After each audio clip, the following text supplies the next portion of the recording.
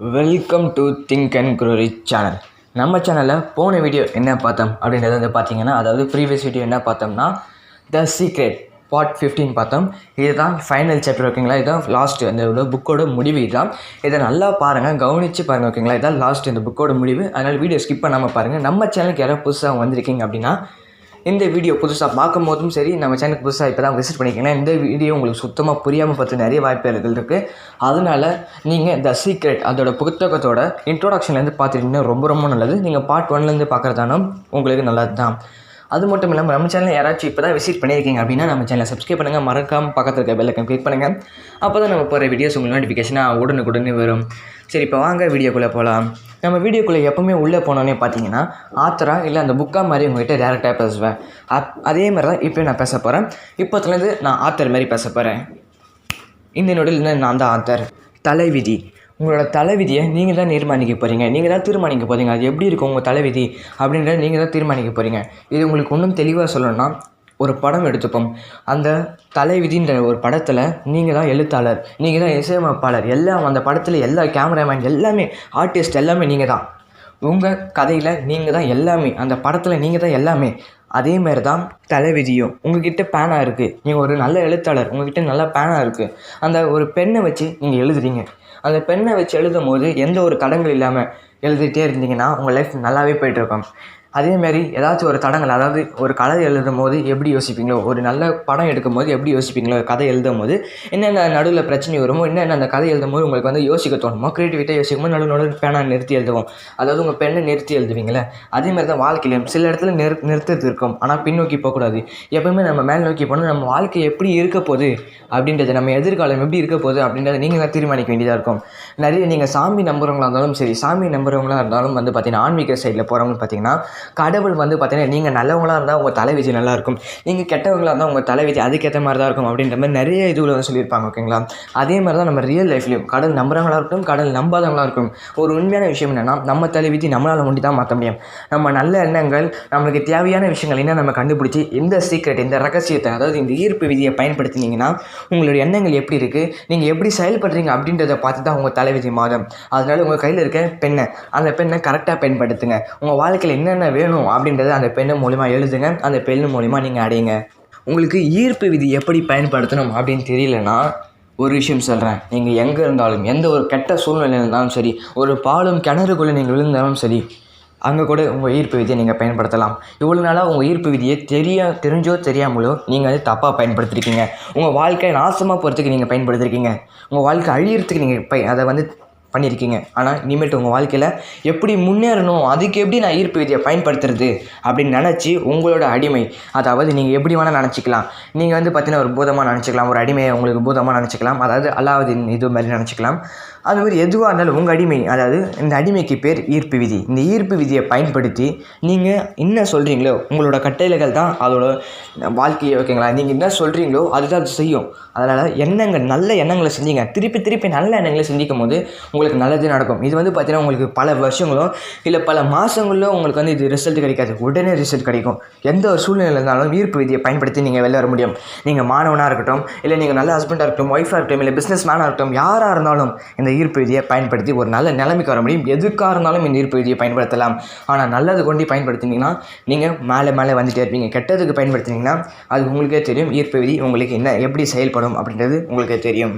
அது மட்டும் இல்லாமல் உங்கள் அடிமை, அதாவது ஈர்ப்பு விதி, அந்த ஈர்ப்பு விதிக்கிட்ட பொய் சொல்லுங்கள். பொய் சொல்கிறது தப்பே இல்லை. ஈர்ப்பு விதிக்கிட்ட நான் வந்து வயசானவனாக இருந்தாலும், நான் வந்து ஒரு ஏழையாக இருந்தாலும், நான் வந்து நடுத்தெருவில் நின்று இருந்தாலும், என்னோடய உடம்பு நிலைமை வந்து ரொம்ப பாதிச்சிருந்தாலும் அந்த ஈர்ப்பு விதிக்கிட்ட சொல்லுங்கள், நான் நல்லா இருக்கேன், நான் இனிமேட்டு நல்லா இருக்கணும். இதேமாரி உங்களுக்கு நீங்களே நன்றி சொல்லிக்கோங்க. டெய்லி காலையில் எழுந்தும்போது நீங்களே உங்களை நன்றி சொல்கிறதுனால ஒரு பிரச்சனையும் இல்லை. நீங்கள் காலையில் எழுந்தோடனே உங்களுக்கு நீங்கள் நன்றி சொல்லிவிட்டு இன்றைக்கி நாள் நல்லா இருக்க போது அதுக்கு நீங்கள் தான் காரணம் அப்படின்னு சொல்லிட்டு உங்களுக்கு நீங்களே நன்றி சொல்லிக்கோங்க. அப்படி நீங்கள் பாசிட்டிவ் திங்கிங் யோசிக்கும் போது உங்களுக்கு அந்த நாளும் பாசிட்டிவாகவே இருக்கும். நெகட்டிவாக யோசிக்காதீங்க. உங்களோட ஈர்ப்பு விதி நீங்கள் சொல்கிறது எல்லாமே செய்யும். கண்ணை மூடிட்டு நீங்கள் என்ன சொன்னாலும் செய்யும். அது சரியாக இருந்தாலும் சரி, தப்பாக இருந்தாலும் சரி, ஈர்ப்பு விதி அதெல்லாம் யோசிக்காது, அது செஞ்சிடும். ஒரு குழந்தை மாதிரி அது நீங்கள் சொல்கிறத அது கரெக்டாக செஞ்சிடும். அதனால் நீங்கள் தான் யோசிக்க வேண்டியது இருக்குது. நான் கரெக்டாக சொல்கிறேன், நான் ஈர்ப்பு விதிக்கிட்ட சரியான கட்டளைகள் உங்களோட அடியாள் சொல்லலாம், இல்லை ஒரு உங்களோட அசிஸ்டன்ட் சொல்லலாம், எப்படி வேணால் உங்கள் இஷ்டம், நீங்கள் எப்படி வேணால் சொல்லலாம். இல்லை அல்லாவுதீன் பூதம் கூட சொல்லலாம், நீங்கள் கேட்கறத கொடுக்குற ஒரு பூதம் கூட சொல்லலாம். இதை நீங்கள் எப்படி கண்ட்ரோல் பண்ணுறீங்க அப்படின்றத முக்கியமான ஒரு விஷயமே. அது மட்டும் இல்லாமல் இந்த பிரபஞ்சத்தில் இது பத்தில் அது பத்தில் நீங்கள் சொல்லவே முடியாது. இந்த பிரபஞ்சத்தில் எல்லாமே அதிகமாகவே இருக்குது. உங்களுக்கு தேவைக்கேற்றதை விட அதிகமாகவே இருக்குது. எனக்கு இது பத்தில் அது பத்தலை, இது எனக்கு நடக்கலை அப்படி இப்படின்னு எதுவுமே சொல்லாதீங்க. எந்த ஒரு எக்ஸ்கியூஸும் இல்லை, ஓகேங்களா? எந்த ஒரு காரணங்களையும் சொல்லக்கூடாது.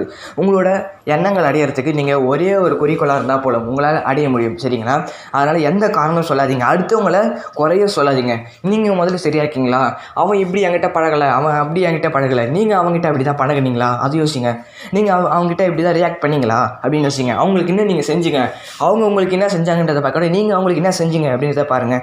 இதெல்லாம் பார்க்கும்போது உங்கள் வாழ்க்கை கண்டிப்பாக மாறுறதுக்கு நிறையவே வாய்ப்பு இருக்குது. இப்போ நீங்கள் எல்லாரும் இந்த புக்கை ஃபுல்லாக படிக்கும்போது உங்களுக்கு ஒரு கேள்வி இருக்கும். நீங்கள் படிக்கும்போது ஒவ்வொரு பேஜ் படிக்கும்போது உங்களுக்கு ஒரு கேள்விகள் இருந்திருக்கும்.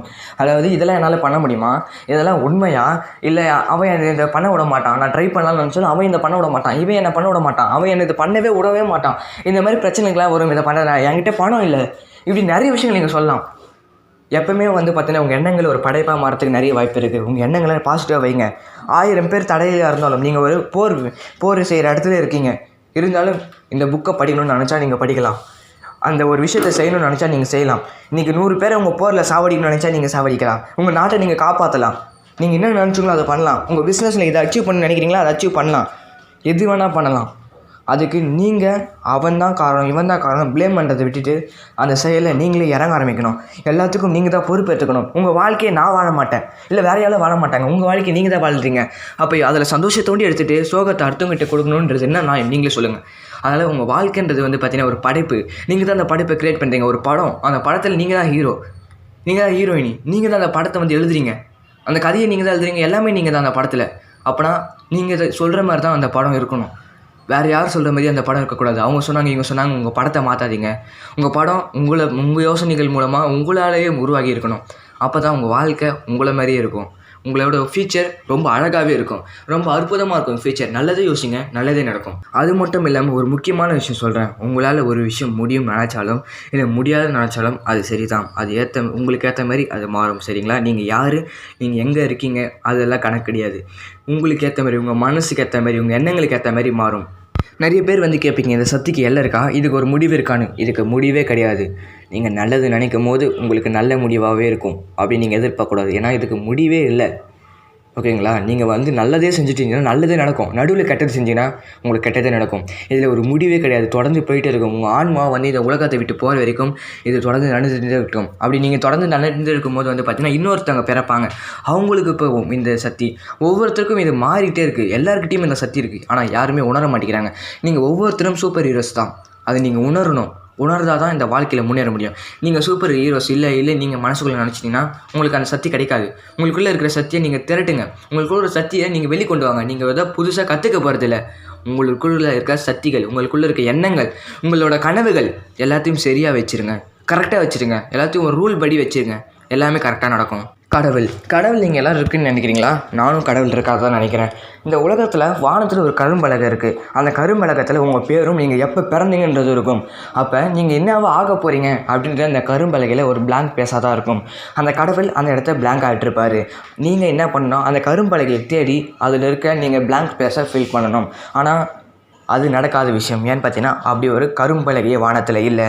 அப்போ நீங்கள் சொன்னீங்களே கரும்பலகையில் ஃபில் பண்ணணும் அப்படின்னா அது உங்கள் எண்ணங்களால் ஃபில் பண்ணணும், உங்களோட வார்த்தை வண்ணஜாலங்களால் ஃபில் பண்ணணும், உங்களோட கனவுகளால் ஃபில் பண்ணணும். எல்லாத்தையும் ஃபில் பண்ணிவிட்டு விட்டுறக்கூடாது, அதெல்லாம் நிறைவேற்றணும். நீங்கள் நிறைவேற்றினீங்களா, நீங்கள் அச்சீவ் பண்ண வேண்டிய விஷயத்தை அச்சீவ் பண்ணிங்களா அப்படின்னு தான் ஒரு முக்கியமான விஷயம். இந்த உலகத்தில் ஒவ்வொரு மனுஷங்களுக்கும் ஒவ்வொரு கனவுகள் இருக்குது. அவங்க எல்லாருமே பார்த்தீங்கன்னா ஒவ்வொரு கனவு நோக்கி ஓடிட்டுருக்காங்க. அப்படி நினைக்கிறீங்களா? தப்பு. எல்லோரும் பார்த்தீங்கன்னா அவங்கவுங்க வேலைகளை நோக்கி போயிட்டுருக்காங்க. என்ன கனவே இல்லாமல் ஓடிட்டுருக்காங்க. எல்லோரும் கனவு நோக்கி போனால் தான் நம்ம உலகம் இல்லை நம்ம நாடு சிறந்ததாக இருக்கும், நீங்கள் சிறந்ததாக இருப்பீங்க, ஓகேங்களா? அதனால் உங்கள் கனவுகள் என்னன்னு நீங்கள் தேர்ந்தெடுங்க. உங்களோட ஷெட்யூல் போடுங்க. இன்றைக்கி என்ன பண்ணணும், நாளைக்கு என்ன பண்ணணும் அப்படின்னு கூட போடுங்க. ஷார்ட் டைம் கோல் ஃபிக்ஸ் பண்ணுங்கள், லாங் டைம் கோல் ஃபிக்ஸ் பண்ணுங்கள். ஃபிக்ஸ் பண்ணி அன்றைக்கி என்ன பண்ண போகிறோம், இன்றைக்கி என்ன பண்ண போகிறோம், இன்றைக்கி நம்ம இந்த நாள் ஃபுல்லாக என்ன பண்ண போகிறோம் அப்படின்றத யோசிங்க. யோசித்து நல்லதே செய்யுங்க. மகிழ்ச்சின்ற போது உங்களுக்கு என்ன ஞாபகம் வருது? நீங்கள் ரொம்ப சந்தோஷமாக இருக்கிற மாதிரி சில விஷயங்கள் ஞாபகம் வரும். இப்போ நீங்கள் வாழ்க்கையில் ஏதோ ஒரு நோக்கத்தோடு போகிறீங்க, ஏதோ ஒரு கோல் நோக்கி போகிறீங்க. நான் சொன்ன மாதிரி நீங்கள் எல்லாம் செய்கிறீங்க, ஆனால் ஒரு கோல் நோக்கி போகிறீங்க. அந்த கோலுக்கு உங்களுக்கு விருப்பமே இல்லை.